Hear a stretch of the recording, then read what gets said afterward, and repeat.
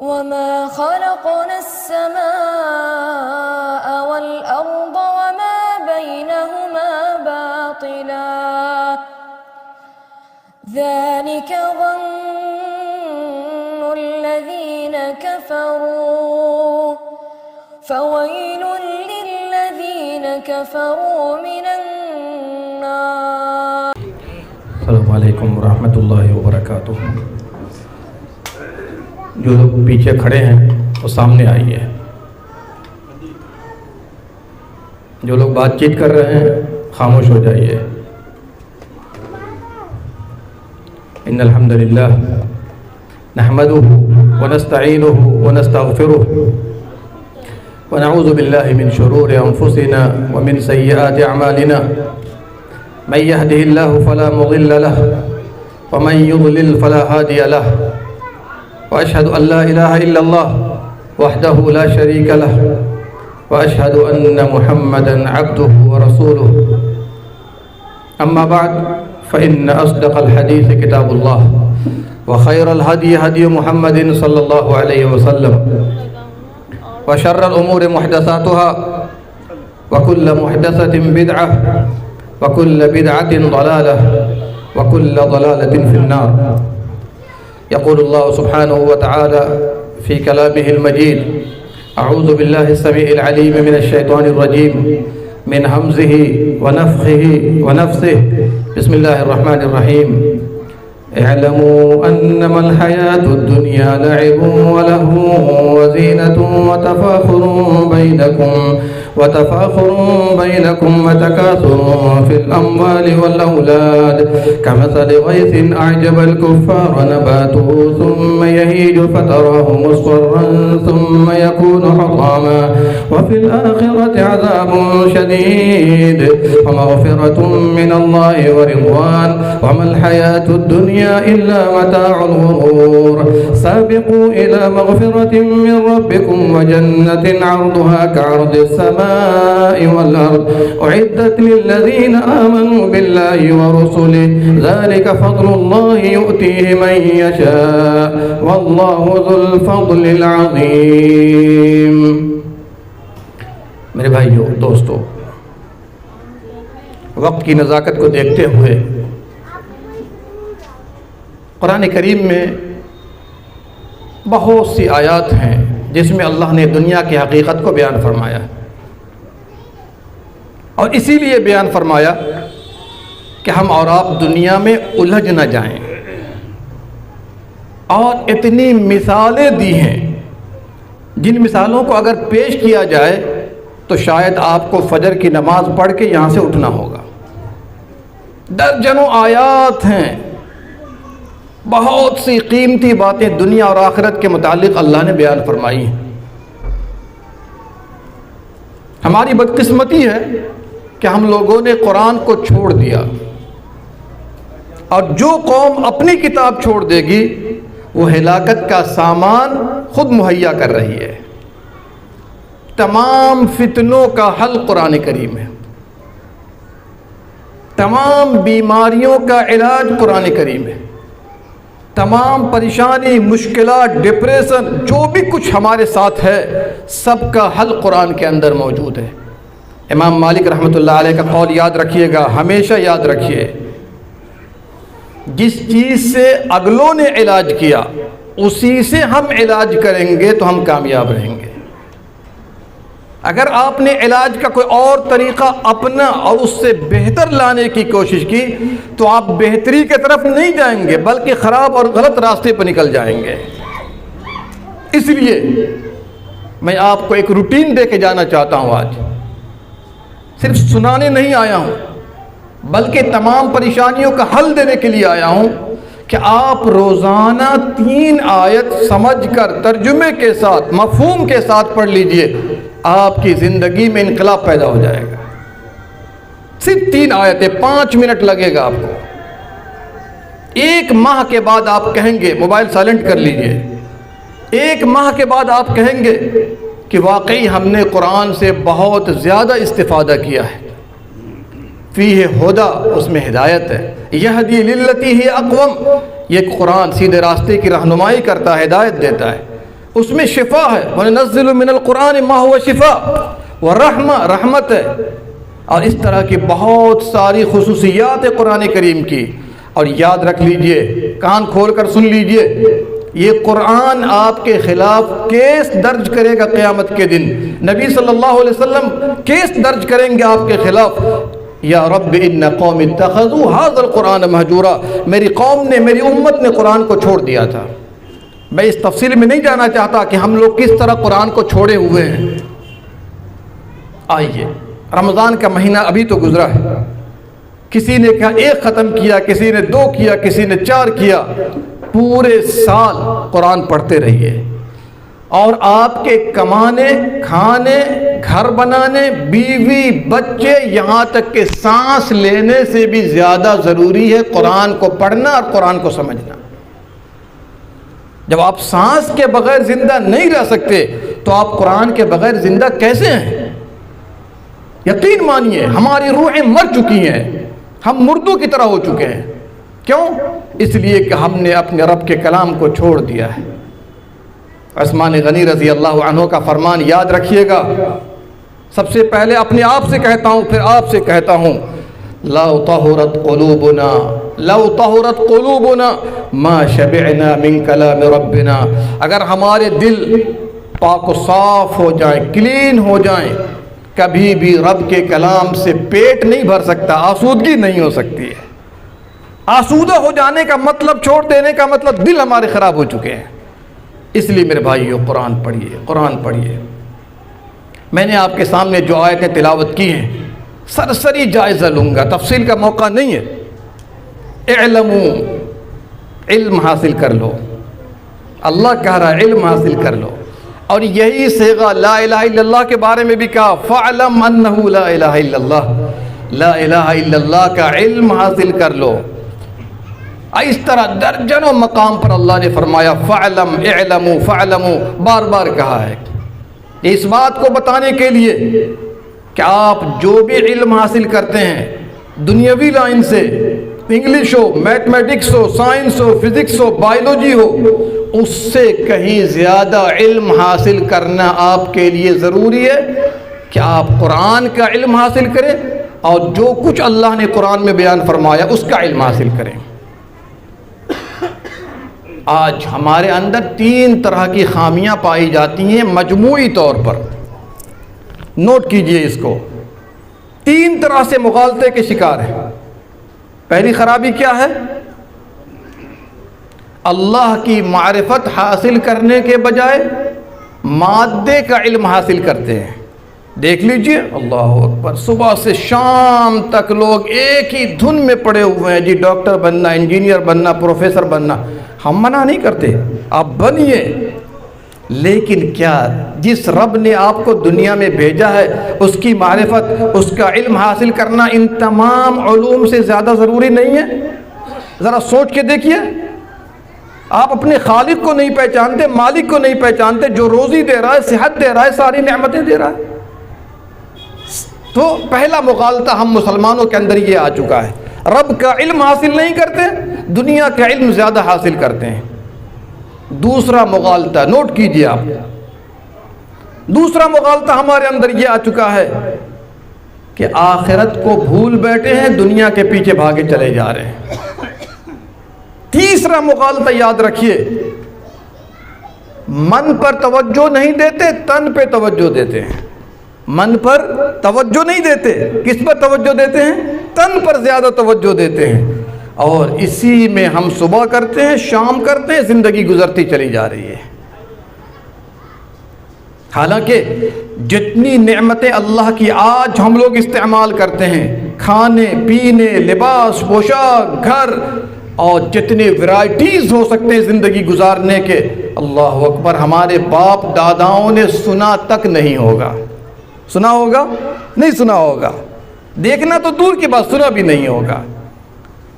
اللہ سبحانہ و تعالیٰ کا ہم شکر ادا کرتے ہیں؟ نہیں کرتے ہیں۔ کھاتے ہیں، ہم سمجھتے ہیں کہ اپنی کمائی کھا رہے ہیں۔ قسم اللہ کی، قسم اس رب کی جس کے ہاتھ میں ہم سب کی جان ہے، آپ کو چاہیے تھا کہ آپ اللہ کا شکر ادا کرتے اور اس کی نعمتوں کو اللہ کی مرضی کے مطابق استعمال کرتے۔ اور یہ علم سب سے بڑی نعمت ہے، سب سے بڑی دولت ہے۔ یہی پہلی وحی آئی تھی غار حرا کے اندر، آپ تو علم والی امت ہیں۔ کون سی امت ہے آپ؟ علم والی امت ہیں۔ اقرأ بسم ربک الذی خلق، اقرأ والی امت ہیں۔ آج ہم نے پڑھنا چھوڑ دیا، اس کا نتیجہ کیا نکلا؟ سب سے زیادہ جہالت آج مسلمانوں کے اندر ہے، سب سے زیادہ جہل مسلمانوں کے اندر ہے۔ آپ بایو ڈاٹا معلوم کر لیجئے، جو ڈیٹا آئے ہیں ان سے معلوم کر لیجئے، سب سے پچھڑی قوم کون مانی جاتی ہے؟ مسلمان، جبکہ اقرا والی امت ہے، علم والی امت ہے۔ اعلموا انما الحیات الدنیا، کون سا علم حاصل کیجئے؟ آئیے قرآن کی زبانی ہم آپ کو بتلاتے ہیں۔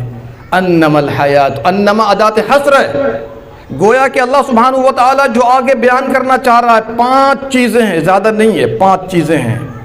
دنیا کی زندگی کی حقیقت یہی ہے، اس کے علاوہ کچھ نہیں ہے۔ کیا؟ لعب و لہو و زینہ و تفاخر و تکاثر فی الاموال والاولاد، یہ 5 حقیقتیں ہیں دنیا کی، چھٹی کوئی حقیقت ملے گی نہیں آپ کو۔ لعب کس کو کہتے ہیں؟ لہو کس کو کہتے ہیں؟ توجہ کیجئے گا میرے ساتھ، اور اسی کے بارے میں سوال ہوگا، آپ کے لیے انعام بھی ہے انشاءاللہ، ذرا توجہ کیجئے گا میرے ساتھ۔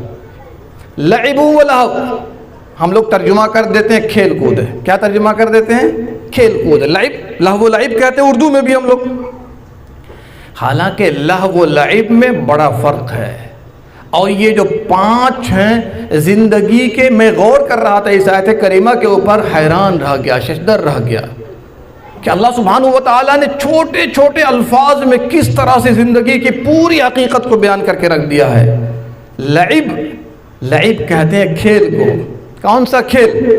آپ بڑے کھیلیں گے وہ کھیل نہیں، بچہ جو کھیلتا ہے معصومانہ کھیل، جس کے اندر اس کو مزہ ملنے کی فکر نہیں ہوتی ہے، وہ کھیل میں لگا ہے، بلا وجہ لگا ہوا ہے۔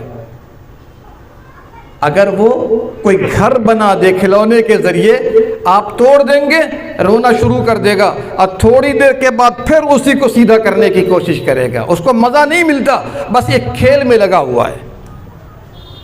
تو بغیر کسی شہوت کے کھیل کو لعب کہا جاتا ہے۔ کیا؟ بغیر کسی مقصد، بغیر کسی شہوت کے کھیل کو کیا کہا جاتا ہے؟ لعب کہا جاتا ہے۔ اور دوسرا جو لفظ آیا لہو، اور یہ بچپن کے کھیل کو لعب کہتے ہیں۔ جب تھوڑا سا بڑا ہو گیا، میرے ساتھ چلیے گا، میرے ساتھ چلیے گا ذرا صاحب، جب تھوڑا بڑا ہو جاتا ہے، نوجوان ہونے لگتا ہے، اس کے بعد جو وہ کھیلتا ہے اس کو لہو کہا گیا ہے۔ اس کا مطلب یہ ہے کہ مجرد ہاتھ اور پاؤں کے کھیل کو جو بلا مقصد ہوتا ہے، جو دل کے بغیر ہوتا ہے، وہ لعب ہے، اور جس میں خواہش نفس داخل ہو جائے، دل داخل ہو جائے، اس کو لہو کہا جاتا ہے۔ نہیں بات سمجھ میں آ رہی ہے؟ یہ 2 اسٹیپ آ گئے، 2 اسٹیپ آ گئے، ایک لعب والا اسٹیپ ہے، ایک لہو والا اسٹیپ ہے۔ اب 3rd اسٹیپ دیکھیے، تفصیل میں نہیں جاؤں گا زیادہ۔ وَتَفَاخُرٌ بَيْنَكُمْ، جیسے نوجوان ہو رہا تھا لہو میں لگا ہوا تھا، اب تیسرا اسٹیپ جب 15-20 سال کا ہونے لگتا ہے، وَتَفَاخُر، ایسا شرٹ ہو، ایسی پینٹ ہونی چاہیے، لڑکیوں کو بھی دیکھیے گا سر سے پاؤں تک میچ کے ساتھ سب کچھ لیتی ہے، یہ فخر ہے ایک دوسرے پر، فلاں نے موبائل لیا، اس سے بہتر موبائل، اتنے زیادہ جی بی کا موبائل چاہیے ہم لوگوں کو، یہ ہے تفاخر۔ دیکھ رہے ہیں؟ اگر کسی کی چھت دیکھ لیجئے 1 فٹ کم ہے، وہ کوشش کرے گا 1 فٹ اور اوپر ہو جائے۔ کیوں؟ یہ ایسا وقت، ایسا مرحلہ ہے جس میں انسان ایک دوسرے پر فخر کرنا شروع کر دیتا ہے، اور یہ کب ہے؟ جوانی کے اندر ہے۔ بچپنا لعب، نوجوانی لہو، اس سے اوپر اسٹیپ تفاخر۔ غور کیجئے گا میرے ساتھ۔ وَتَكَاثُرٌ بَيْنَكُمْ، اور جب شادی کے قریب ہو گیا، جوان ہو گیا، تو ظاہر سی بات ہے، میرے پاس اتنا ہے، تمہارے پاس کتنا ہے، میں تو سب کو خرید لوں گا، اس طرح کی باتیں بھی شروع ہونے لگتی ہیں۔ یہ تکاثر، کثرت، اچھی جاب میں، اچھے اسٹیٹس پر ہونا چاہیے، یہ ہے کیا؟ تکاثر۔ ایک دوسرے پر انسان فخر کرنا شروع کر دیتا ہے، اس کے بعد جب جوانی جا رہی ہے، بچے ہو گئے، اب اس کے بعد اس کی فکر ہوتی ہے کہ مال اور اولاد کی کثرت ہو۔ پہلے جب جوان تھا موچ ٹیڑھی نہیں ہو سکتی تھی، اب جب شادی ہو گئے، بچے ہو گئے، اب سوچتا ہے کہ موچ بھی موڑ دو کوئی بات نہیں، اب مال زیادہ ہونا چاہیے، بیلنس زیادہ ہونا چاہیے، اور ساتھ ساتھ اولاد کی کثرت بھی ہونی چاہیے۔ پھر فکر ہو جاتی ہے بچہ کو یہ بنانا ہے، بچی کو یہ بنانا ہے تاکہ ہمارا نام روشن رہے۔ یہ 5 اسٹیپ اللہ سبحانہ و تعالیٰ نے ہمیں اور آپ کو دیا ہے۔ پہلا اسٹیپ کیا تھا؟ لائب۔ دوسرا اسٹیپ کیا ہے؟ بولیے، آپ چائے پلائیے بھائیوں کو، آواز نہیں نکل رہی ہے۔ لہو ہے۔ تیسرا اسٹیپ کیا ہے؟ تفاخر۔ چوتھا اسٹیپ کیا ہے؟ بولیے، تکاثر، کثرت۔ اور یہی کثرت کی تکمیل اللہ نے بیان فرمایا سورہ تکاثر کے اندر، الہاکم التکاثر۔ جی، مال اولاد وغیرہ کی کثرت نے تم کو اللہ کی یاد سے غافل کر دیا ہے۔ حتیٰ زرتم المقابر، یہاں تک کہ تم کہاں پہنچ گئے؟ قبرستان پہنچ گئے۔ کہاں پہنچ گئے؟ مال مال مال کرتے کرتے لوگوں نے قبرستان پہنچا دیا، دفن بھی کر دیا جنازہ پڑھ کر کے۔ دیکھا، لا تلہکم اموالکم ولا اولادکم عن ذکر اللہ، مال اور اولاد تم کو اللہ کی یاد سے غافل نہ کرے، اور جو ایسا کرے گا وہی نقصان اٹھانے والا ہوگا۔ اب آئیے، یہ ایک سائیکل ہے، سائیکل سمجھ رہے ہیں؟ یہ ایک سائیکل ہے زندگی کی، جو 5 اسٹیپ اس کے اندر پائے جاتے ہیں۔ اب اللہ سبحانہ و تعالیٰ نے ایک مثال بیان کی ہے، اور میں تو چاہتا ہوں ہر مسجد میں اس کا درس ہونا چاہیے کہ قرآن نے کیا کیا مثالیں پیش کی ہے، اور مثال ہر آدمی نہیں سمجھ پاتا۔ وما یعقلها الا العالمون، جو عالم ہوگا قرآنی مثالوں کو وہی سمجھ سکتا ہے، اور جو لوگ نہیں سمجھتے اس کا مطلب یہ ہے کہ وہ عالم نہیں ہے۔ کیا کہا؟ کمثل غیث۔ اب آئیے ذرا سا دماغ کو، ذہن کو ہمارے ساتھ رکھیے گا۔ کمثل غیث، یہ دنیا کی زندگی کی مثال کیا ہے بھائی؟ بارش کی طرح ہے۔ بارش تو جانتے ہیں آپ لوگ، بارش کی طرح ہے۔ اعجب الکفار نباتہ، جب بارش ہوتی ہے اور مردہ زمین زندہ ہو جاتی ہے بارش ہونے کے بعد، پودے لہلہا اٹھتی ہیں، ہے نا؟ پہلا اسٹیپ آتا ہے کہ پودا نکل جاتا ہے۔ توجہ کے ساتھ، پودا نکل گیا۔ اب پودے نکل گئے پورے کھیت کے اندر، ظاہر سی بات ہے آپ کو خوشی ہونے لگتی ہے کہ ماشاءاللہ اتنے پودے نکل گئے، اتنی کمائی ہو سکتی ہے کہ نہیں؟ اب آئیے سیکنڈ اسٹیپ پر آئیے۔ ثم یہیج، حاج یہیج، کیا ہے؟ وہ سرسبزی، شادابی، وہ کھیتی، وہ پودے لہلہا اٹھتے ہیں، جوان ہو جاتے ہیں۔ اور ہم لوگ اردو میں بھی استعمال کرتے ہیں ہیجان۔ جب انسان جوان ہو جاتا ہے، ہر طرح کی قوت آ جاتی ہے، تو کبھی کبھی فخر میں کہہ بیٹھتا ہے سب کو اکیلے دیکھ لوں گا۔ کیا کہتا ہے؟ سب کو اکیلے دیکھ لوں گا۔ یہی ہیجان ہے۔ جب جوانی آ جاتی ہے تو انسان اپنی قوت کا مظاہرہ کرنے لگتا ہے۔ نباتات کے اندر بھی آپ دیکھیے گا، جب لہلہا اٹھتے ہیں، سرسبزی اپنے جوانی کو چلی جاتی ہے، شباب کو چلی جاتی ہے، پھر اس کے بعد دیکھیے فتراہ مصفرہ، وقت وہ آ جاتا ہے کہ جوانی چلی گئی، اب بڑھاپے پر قدم رکھ دیا، تو اسی طرح معاملہ آتا ہے نباتات کا بھی، اب وہ زرد ہونے لگتا ہے۔ کیا ہونے لگتا ہے؟ زرد ہونے لگتا ہے۔ ثم یکون حطاما، پھر وہ وقت آتا ہے یا تو کسان اسے کاٹ لیتا ہے، یا اللہ کا کوئی عذاب آ کر کے اس کو ریزہ ریزہ کر دیتا ہے۔ جب انسان وہاں سے گزرتا ہے تو پتہ بھی نہیں چلتا کہ آدمی کہاں جا رہا ہے۔ غور نہیں کیا آپ لوگوں نے؟ ایک انسانی سائیکل کو اللہ نے بتا دیا دنیاوی زندگی میں، ایک نباتی سائیکل کو اللہ نے بتا دیا، اس بات کو واضح کرنے کے لیے کہ نبات کو تم ہمیشہ دیکھتے رہتے ہو، کھیت کو تم ہمیشہ دیکھتے رہتے ہو، اسی پروسیس سے آپ کا کھیت گزرتا ہے۔ جب اس پر غور کرتے رہتے ہو تو دنیا کی زندگی پر غور کیوں نہیں کرتے ہو؟ ابھی بچے تھے، جوان ہو گئے، پھر بڑھاپے کی طرف جا رہے ہو، اس کے بعد کہاں جانا ہے؟ کہاں؟ بولیے کہاں؟ آنکھ بند ہوگی، 2 دن گھر والے گھر میں نہیں رکھیں گے۔ یہ تو ہماری حقیقت ہے، یہی نا حقیقت ہے۔ اگر کہیں 1 ہفتہ رکھو دنیا سے گزرنے کے بعد، روح پرواز کرنے کے بعد، گھر والے کہیں گے بھائی جلدی دفن کر دو اس کو بھائی، اور اگر رکھنا بھی مجبوری میں پڑ گیا تو فریزر میں رکھتے ہیں، ثلاجے میں رکھتے ہیں، ادھر ادھر نہیں رکھتے ہیں۔ دیکھا، یہی دنیا کی زندگی ہے۔ کل کہاں تھے، آج کہاں ہو، کل کہاں رہو گے، یہی دنیا ہے۔ اسی لیے نبی صلی اللہ علیہ وسلم نے فرمایا کن فی الدنیا کأنک غریب۔ عبداللہ ابن عمر رضی اللہ عنہ کا موڑا پکڑ کر کہا تھا ابن عمر، اور ابن عمر کے پیچھے ہم سب لوگوں کو کہا کن فی الدنیا، دنیا میں کیسے رہو گے؟ ٹھاٹ باٹ سے نہ رہو، اجنبی بن کر رہو یا مسافر بن کر رہو۔ اور ابن عمر رضی اللہ عنہ کہا کرتے تھے سن لو، صبح کرنا تو شام کا انتظار نہیں کرنا، شام کرنا تو صبح کا انتظار نہیں کرنا، صحت ہے مرض آنے سے پہلے فائدہ اٹھا لو، نیک اعمال کر لو، اور موت سے پہلے حیات کو غنیمت جان کر اللہ تعالیٰ کو راضی کرنے کی کوشش کر لو۔ امل حیات الدنیا الا متاع الغرور، اتنی زبردست شاندار مثال پیش کرنے کے بعد اللہ فرماتا ہے دنیا کیا ہے؟ اس سے آپ نے کیا سمجھا؟ دھوکے کا سودا ہے۔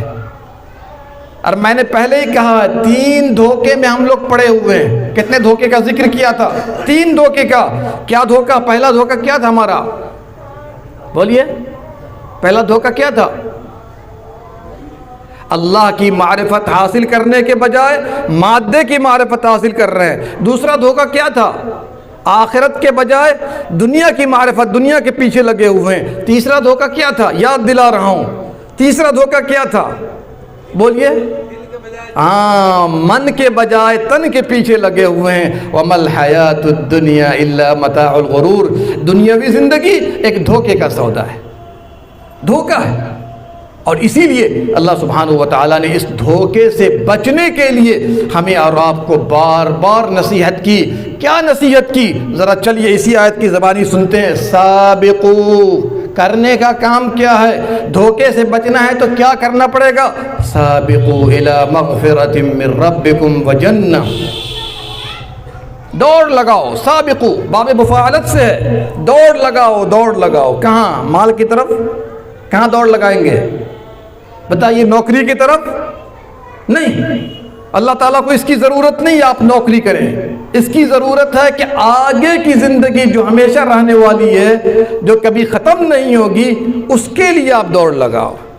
دنیا تو مل کے رہے گی، آپ ڈاکٹر بن کے بھی وہی کماتے ہیں، انجینئر بن کے بھی وہی کماتے ہیں، لیبر مزدوری کر کے بھی وہی کماتے ہیں۔ جو اللہ نے لکھی ہے، نہ کم کمائیں گے نہ زیادہ کمائیں گے، اس سے زیادہ کما لیں گے نہ۔ سابقو، دوڑ لگاؤ۔ کہاں دوڑ لگاؤ؟ اللہ سے ہم نے پوچھا کہاں دوڑ لگائیں؟ الی مغفرۃ من ربکم وجنہ، بتائیے جنت کا ذکر بعد میں آ رہا ہے، مغفرت کا ذکر پہلے آ رہا ہے، اس بات کو بتانے کے لیے کہ مغفرت ملے گی تو جنت ملے گی، جنت بغیر مغفرت کے نہیں مل سکتی ہے۔ دوڑ لگاؤ ایسے کاموں میں یا ایسے کاموں کی طرف جو کم سے کم آپ کو مغفرت اللہ کی حاصل ہو جائے۔ حیرت ہوتی ہے، ابو بکر صدیق رضی اللہ عنہ نے نبی صلی اللہ علیہ وسلم سے پوچھا، حالانکہ اس امت میں ہمارے نبی کے بعد سب سے بڑے ہیں، سب سے زیادہ نیک ہیں، کہ اللہ کے نبی نماز میں پڑھنے کے لیے کوئی دعا سکھا دیجئے۔ کون سی دعا سکھائی؟ اللہم انی ظلمت نفسی ظلما کثیرا ولا یغفر الذنوب الا انت۔ ابو بکر صدیق کو دعا سکھائی جا رہی ہے کہ اللہ میں نے اپنی جانوں پر بہت ظلم کیا، معاف کر دیجئے۔ ابو بکر صدیق دعا کریں اور آپ دعا نہ کیجئے، اس کا مطلب یہ ہے کہ مغفرت اسی وقت ہوگی جب آپ اللہ کی طرف پلٹیں گے۔ وہ جنت کی طرف دوڑ لگاؤ، ایسے نیک اعمال کرو، صحیح عقیدہ اختیار کرو، اسی کو دلوں میں بسا لو کہ آپ کو مغفرت مل جائے، جنت مل جائے۔ معاذ بن جبل رضی اللہ عنہ کا آپ نے نام سنا ہے کہ نہیں سنا ہے؟ نبی صلی اللہ علیہ وسلم نے سرٹیفکیٹ دے دیا تھا، اعلم بالحلال والحرام معاذ حلال و حرام کے سب سے زیادہ جانکار تھے۔ ایک مرتبہ نبی صلی اللہ علیہ وسلم کے پاس تشریف لائے، چہرہ اترا ہوا تھا، غمگین تھے۔ کہتے ہیں اللہ کے نبی صلی اللہ علیہ وسلم ایسے عمل کی رہنمائی کر دیجئے کہ میں جنت میں چلا جاؤں، حالانکہ میں گارنٹی لکھ کے دیتا ہوں معاذ جنت میں۔ معاذ کہاں ہیں؟ جنت میں، رضی اللہ عنہم ورضوا عنہ۔ پھر بھی سوال کر رہے، فکر دیکھیے، فکر کو بدلیے، سوال کر رہے، اے اللہ کے نبی صلی اللہ علیہ وسلم ایسے عمل کی رہنمائی کیجئے کہ میں جنت میں چلا جاؤں۔ یہ سوال آپ کے ذہن میں نہیں آئے گا، آئے گا؟ نہیں آئے گا کہ مولانا صاحب ایسا عمل بتا دیجئے کہ میں جنت میں چلا جاؤں۔ صحابی رات و دن عبادت کرنے والے، تہجد گزار، اللہ سے ڈرنے والے، حلال و حرام کا خیال رکھنے والے، پھر بھی کہہ رہے کہ اللہ کے نبی ایسے عمل کی رہنمائی کر دیجیے کہ میں جنت میں چلا جاؤں۔ یہ فکر ہونی چاہیے۔ آج ہمارے اندر فکر نہیں ہے، کمانے کی فکر ہے۔ دیکھیے لوگ کہاں کہاں کما رہے ہیں، کیسے کما رہے ہیں۔ گھر بنانے کی فکر ہے، رات و دن آدمی فکر میں ڈوبا ہوا ہے، کما رہا ہے، کھا رہا ہے، دیکھیے گھر بنا رہا ہے۔ کیا جنت کی فکر بھی پیدا ہوتی ہے؟ نہیں پیدا ہوتی ہے۔ سابقوا الی مغفرۃ من ربکم وجنہ۔ میرے بھائیو، اگر آپ کامیاب ہو گئے دنیا سے نکلنے کے بعد، ہمیشہ آرام میں رہیں گے۔ ہم لوگوں سے ایک غلطی اور ہو رہی ہے، چوتھی غلطی، اس کو بھی نوٹ کیجئے گا۔ ضرورت کو ہم نے خواہش بنا لیا ہے۔ کیا بنا لیا ہے؟ بولیے، خواہش بنا لیا۔ دنیا میں کمانا، کھانا، گھر بنانا وغیرہ کیا ہے؟ ہماری ضرورت ہے، مقصد ہے، ضرورت ہے۔ ضرورت کو ہم نے کیا بنا لیا؟ خواہش۔ اور خواہش، جو خواہشیں ہیں اس کی کوئی انتہا نہیں ہے۔ خواہشوں کی کوئی انتہا ہے؟ کسی کی خواہش دنیا میں پوری ہوئی ہے؟ بتا سکتے ہیں نام؟ نہیں بتا سکتے۔ اس کی وجہ کیا ہے؟ کہ ضرورت کو ہم نے خواہش بنا دیا، حالانکہ اللہ نے خواہش پوری کرنے کی جگہ جنت رکھی ہے آپ کے لیے، یہ دنیا نہیں ہے۔ اور یہ میں نہیں کہہ رہا ہوں، وَلَكُمْ فِيهَا مَا تَشْتَهِي أَنفُسُكُمْ، وہاں جو خواہش کریں گے، جو طلب کریں گے، اللہ تعالیٰ ہر خواہش کو پوری کر دے گا۔ بلکہ انسان جو چاہے گا، دل میں جو بات آئے گی، اللہ سبحانہ و تعالیٰ تمام خواہشات کو پوری کر دے گا۔ اس لیے آج سے تھوڑا مزاج بدلنے کی کوشش کیجئے کہ ہمیں خواہش پوری نہیں کرنی ہے، بلکہ کیا کرنا ہے؟ ہمیں ضرورت پوری کرنی ہے۔ اور ضرورت ہر انسان کم و بیش میں پوری کر سکتا ہے، لیکن خواہش کسی کی پوری نہیں ہوئی ہے۔ آئیے، وہ جنت، کیسی جنت میں اللہ آپ کو بھیجے گا؟ عرضھا کعرض السماء والارض، دوسری آیت میں ہے کعرض السماوات والارض، جس کی وسعت کشادگی آسمانوں اور زمینوں سے زیادہ ہے۔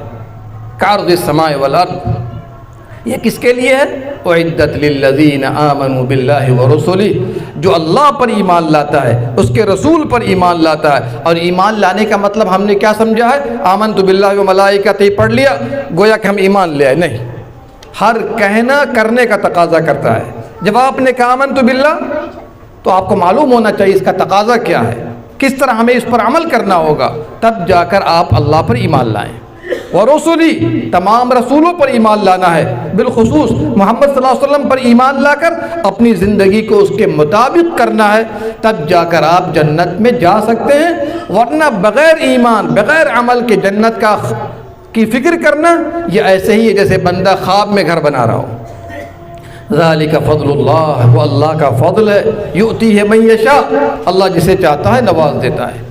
میرے بھائیو، قرآن کریم میں بہت ساری آیات ہیں جس میں اللہ سبحانہ و تعالیٰ نے دنیا سے بے رغبتی اختیار کرنے کا حکم دیا ہے۔ فلا تغرنکم الحیات الدنیا، دنیاوی زندگی تمہیں دھوکے میں نہ ڈالے، ولا یغرنکم باللہ الغرور، شیطان بھی تمہیں دھوکے میں نہ ڈالے۔ اس طرح کی آیات بہت ہیں۔ وَإِنَّ الدَّارَ الْآخِرَةَ لَهِيَ الْحَيَوَانُ، اصل زندگی کون سی زندگی ہے؟ آخرت کی زندگی ہے۔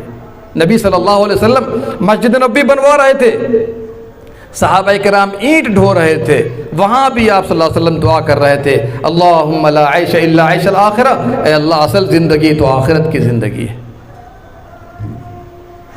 انما هذه الحیات الدنیا متاع، یہ دنیا کی زندگی متاع ہے، پونجی ہے، تھوڑا سامان ہے۔